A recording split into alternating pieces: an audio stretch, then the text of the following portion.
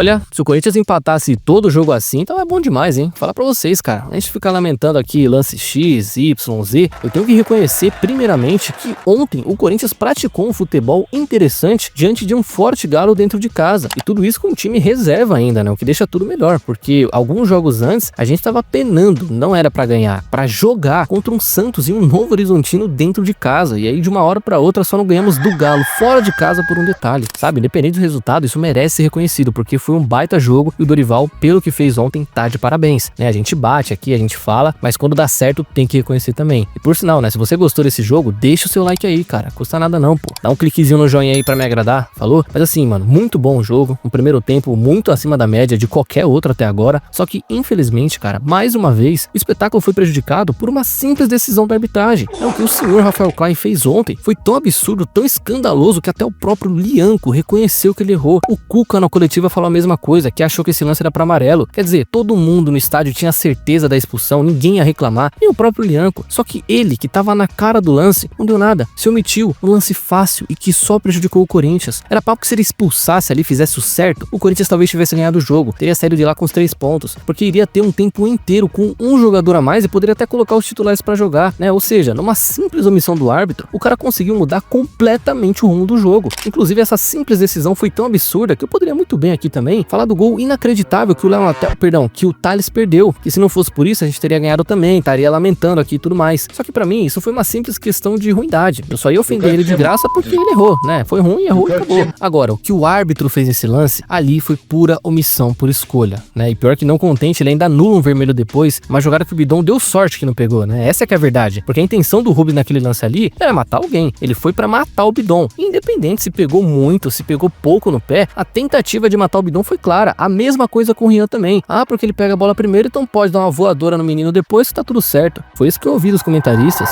Enfim, bizarro que esse homem do apito fez ontem, interferiu completamente no resultado, mas arbitragem à parte, cara, pra não ficar nesse assunto o vídeo inteiro também, esse foi um dos poucos jogos, como eu falei, com o Dorival, que eu realmente saí satisfeito tanto com o resultado quanto com o desempenho. Claro, eu gostaria da vitória, os 3 pontos seriam muito melhores, mas pelo que a gente sofreu também, né, não foi só mil maravilhas, teve o chute do Hulk, a defesa inacreditável do Hugo, lembrando até o Cássio no auge, então por esse lado, dá pra dizer que o empate não foi um mau resultado, ainda mais com o time reserva praticamente. Enfim, se o Dorival conseguir manter essa pegada, dá pra sair tranquilamente da Argentina com a vitória, cara, com Memphis de volta, Garro, time titular completo e contando também, olha só, hein, que o Huracan deve poupar pro campeonato argentino, o tal milagre que a gente tava pedindo, dá pra ganhar sim e essa classificação, por incrível que pareça, deve acontecer, falou?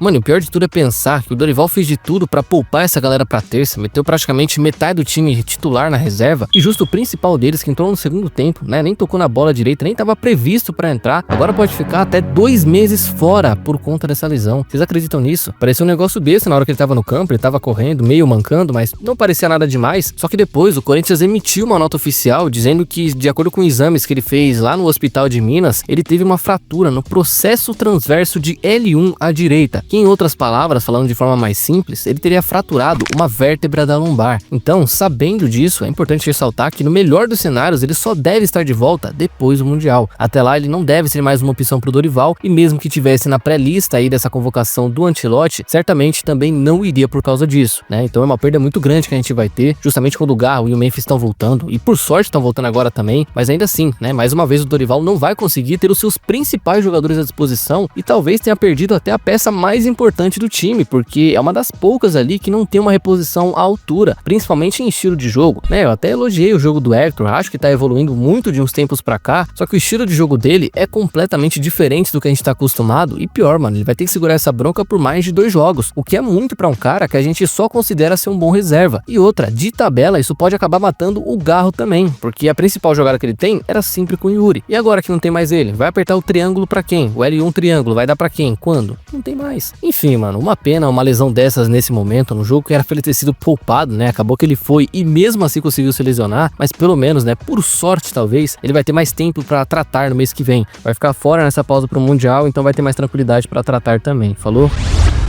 Bom, mano, e amanhã nós vamos ter aí a tão aguardada votação do impeachment do presidente Augusto Melo pelo caso da Vaidbet, que vai acontecer por volta das 7, 8 horas da noite no Parque São Jorge. E meio que assim, como quase todo mundo já sabe do resultado, como tá muito na cara o que vai acontecer, vale ressaltar já que o vice, Osmar Stabile, é quem vai assumir o cargo de presidente enquanto ele estiver afastado, enquanto não tiver todo o processo ali com os sócios. Aí depois disso ele vai montar a diretoria dele, colocar o pessoal que ele quer em cada departamento, e tanto faz também, porque na sequência ele vai ter que convocar uma nova eleição, e é aí que eu quero chegar, porque até o momento o único candidato definido que a gente tem aparentemente é o Rosalá, o ex-diretor financeiro, o primeiro aliás, e que o Augusto até pediu a expulsão dele do quadro de sócios dessa semana, muito por conta do caso Rojas, que enfim, eu nem vou entrar muito nesse assunto, porque o lance aqui é, ele deve se candidatar pela Chapa 82, e até então me parece ser o candidato mais favorito de uma parcela da torcida, né, e eu acho que também seria o meu, dependendo com quem ele fosse concorrer, mas além dele, imagino eu que o próprio Osmar Stabile deve se lançar também como candidato da situação, e de resto, cara, é aí que fica a dúvida e até o meu medo, porque pode e deve aparecer algum aliado do Andrés, talvez o próprio Andrés, sei lá, né, o Duílio, o André Negão de novo, não sei, mas com certeza vão lançar algum candidato. O Neto pode se candidatar também, como ele disse que faria em 2026 e talvez antecipe para agora. Tem o Isabela, tem o Mário Gobi, esses caras podem entrar em outro movimento para se candidatar. Enfim, as possibilidades, cara, são quase infinitas, mas eu quero saber de vocês. Será que nós vamos ter muitos candidatos dessa vez, ou vai ser de novo entre um grupo e outro, que nem foi em 2023? Bom, cara, eu só sei que independente de como for e com quem for, nós estamos ferrados, tá? Isso, pelo visto, ninguém discorda.